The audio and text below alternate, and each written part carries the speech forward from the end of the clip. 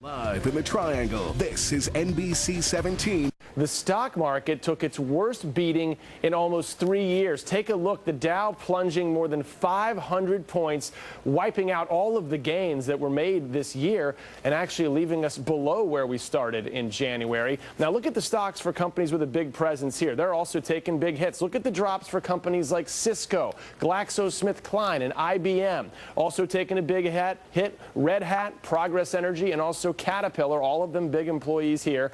Now earlier I talked with Radon Stancil and asked the question everyone wants to know, is history repeating itself? So Radon, the natural reaction here is looking back to the last time it was this big of a drop. It was October of 2008, not a good time then. Are there parallels? I personally think that there are parallels in the sense that the reaction could be very similar to what happened last time. Is this going to affect our area again like it did in 2008?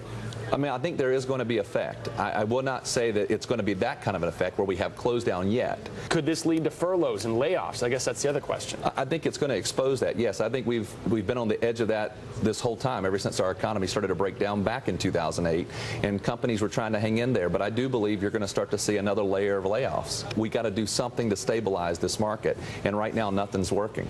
Is this related to what's going on in Congress? When you start talking about a country, our country, United States, going into default, that makes people think, you know what, it's much worse than what we anticipated or what we thought. So even that emotion, that sentiment, that can be quantified in the stock market? Absolutely, because fear is going to drive this kind of reaction sometimes. So how quickly can we get back in the right direction?